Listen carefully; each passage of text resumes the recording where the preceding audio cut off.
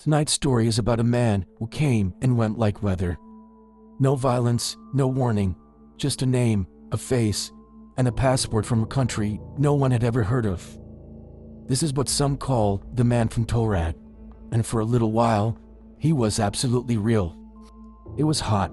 Tokyo's Haneda Airport, July 1954. Concrete, sunlight, long lines, sound of heels on tile, and the soft murmur of luggage wheels. Post-war Japan was rebuilding fast. Air travel was growing, and trade routes reopening. Immigration control at that time wasn't computerized. It was paper forms, face-to-face interviews, and rubber stamps. Agents were trained to spot forged documents, but mostly, things moved quietly and efficiently. On this morning, man approached a customs desk, well-dressed, wore a gray suit, looked European and in his mid-40s. Passport in hand, calm voice. Nothing strange. Until he listed his country of origin, Taured. A customs officer asked him to repeat it. He did, politely and slowly, Taured. But there was no such country. He handed over his documents without hesitation. The passport was real, leather cover, embossed seal. It contained stamps from multiple countries: France, Germany, Spain, and had visas with dates. Nothing was obviously off, but the country still didn't exist. The issuing country on the document read Taured, spelled clearly, sane on every page, so it wasn't a typo. And the passport number didn't match any known series used in Europe at the time. The immigration officer asked him to point out Taured on a map. He looked confused but cooperated. He said it was a small country between France and Spain, and he pointed at the area of Andorra. But when shown a labeled map, he frowned, said Andorra didn't exist, at least not like that. He'd never heard of it. He was calm, not defensive, and he believed what he was saying. His story didn't sound like a con. He said he was in Japan on business and was a company representative. He had been to Tokyo multiple times before, and even named the hotel he always stayed at. His wallet contained currency from several European countries, but no yen. He spoke French, Spanish, and Japanese well enough to answer politely. His accent sounded vaguely French, but not cleanly. Officials called the company he claimed to represent, but no such firm existed. They checked his hotel. There was no reservation. They even called his contact in Tokyo, but no one answered.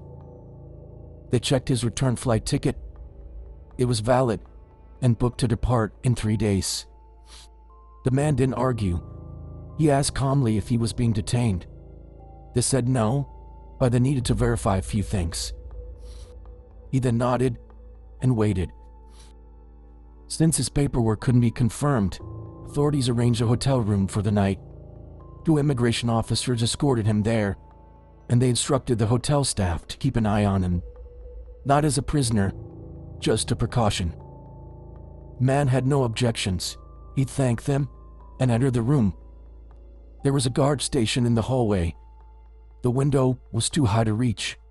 There was no fire escape, no unusual access. But in the morning, he was gone. There was no luggage, no sound, no sign of forced exit. His room was undisturbed. The sheets still held his shape, and the water in the sink was still warm. Authorities returned to his file. They still had his passport, and they examined it again, but this time with more scrutiny. The paper stock was wrong. It wasn't fake, just inconsistent with known production standards. The ink used on the stamps wasn't a master when he recorded border agency in Europe. A linguist reviewed some of the phrasing in the document. He noted something odd. Several turns of phrases were archaic, closer to early 1900s usage than mid-century formal language. No one could explain the blend of styles. It wasn't fake, just off. There was no threat, so the case never really became a case. It was written up as an incident report filed under unverified national status. Noah's included phrases like mental delusion suspected, language mismatch, and voluntary disappearance.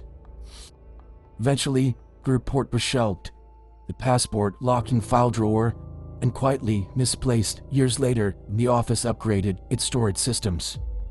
And today, no one can find it. There are theories, of course. Some say it was an elaborate hoax, a prank, but no one claimed it, and it was never repeated. Others say he was from an alternate version of Earth, shifted through some wrinkle in time.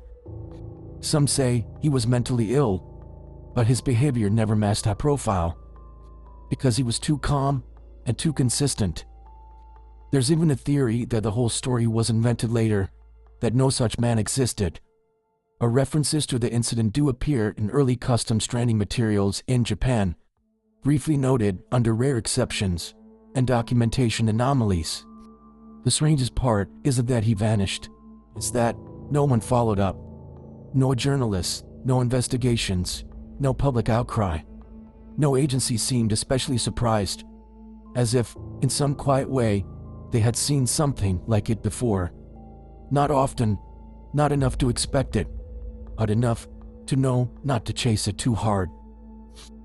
That's it for now. Another long stretch behind us. Until next time, this was the Rest Top Files.